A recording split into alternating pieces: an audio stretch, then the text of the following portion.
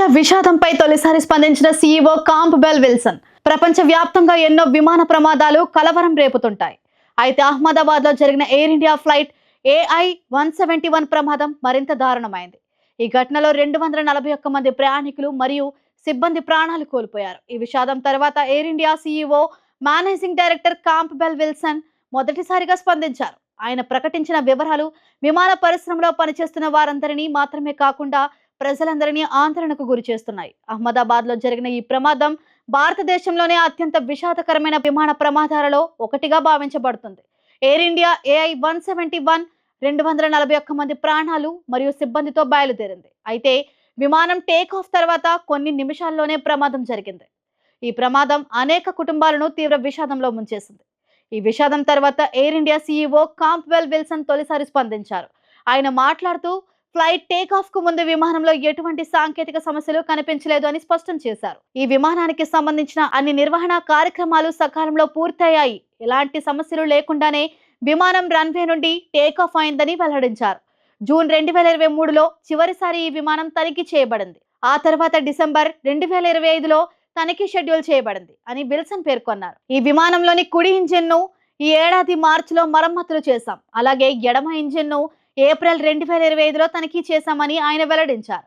విమానంలో ప్రతి భాగం కూడా క్రమంగా పర్యవేక్షించబడింది అని కాంప్బెల్ విల్సన్ తెలిపారు. మా పైలట్ ఫస్ట్ ఆఫీసర్ తో పాటు ఎవరికీ కూడా విమానం టేక్ ఆఫ్ కి ముందు ఎటువంటి సమస్యలు కనిపించలేదు అని స్పష్టం చేశారు.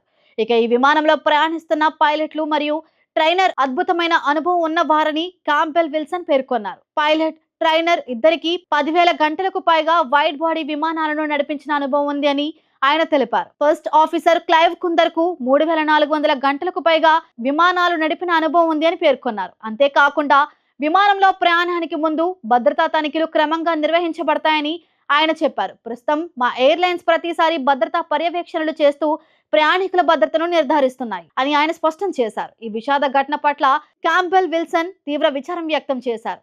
ఈ ప్రమాదంలో 241 మంది ప్రయాణికులు, సిబ్బంది మరియు 34 మంది ఇతరులు మరణించడం చాలా బాధాకరమని ఆయన అన్నారు. ఈ సంఘటన కారణంగా ఏర్పడిన విషాదాన్ని అర్థం చేసుకునేందుకు ఎయిర్లైన్ అధికారులతో తాము పూర్తిగా చర్యలు జరుపుతున్నామని కాంప్బెల్ విల్సన్ ప్రకటించారు. ప్రస్తుతం ఈ ప్రమాదం గురించి విచారణ ప్రారంభించబడింది. మా సంస్థ బాధిత కుటుంబాలకు అండగా నిలబడే చర్యలు తీసుకుంటుంది అని విల్సన్ చెప్పారు. ఈ దుఃఖ కాలంలో ఈ ఘటన పూర్తిగా పారదర్శకంగా చర్యలు తీసుకుంటామని వాగ్దానం చేస్తున్నామని ఆయన వెల్లడించారు.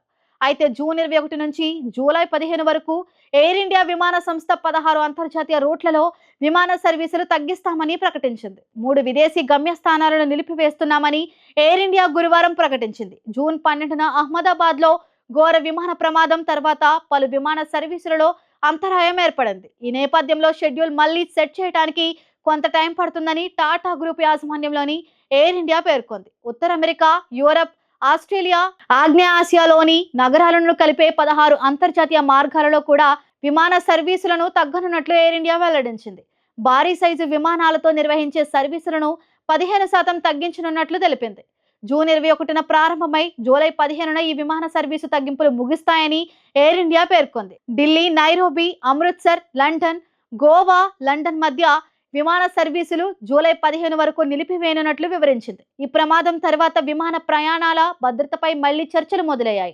ఎయిర్ ఇండియా మరియు ఇతర విమానాల సంస్థలు విమాన భద్రతా ప్రమాణాలను మరింత కట్టుదిట్టం చేయాలని నిర్ణయించుకుంటున్నాయి. విమానాల భద్రతా తనిఖీలు, ఇంజిన్ మరమ్మతులు మరియు పైలట్ శిక్షణ వ్యవస్థలు భవిష్యత్తులో ఇలాంటి విషాదాలను నివారించడానికి అత్యంత అవసరమయ్యే అంశాలపై ప్రతి సంస్థలు దృష్టి సారిస్తున్నాయి. ప్రయాణికుల భద్రత, విమానాల నిర్వహణ విధానాలు మరియు సంబంధిత వ్యవస్థలను బలపరచడం అత్యవసరం. ఇప్పుడు ప్రజలు తిరిగి విమాన పరిశ్రమపై నమ్మకాన్ని తిరిగి పొందడం ఎయిర్లైన్స్ ముందున్న పెద్ద పరీక్ష.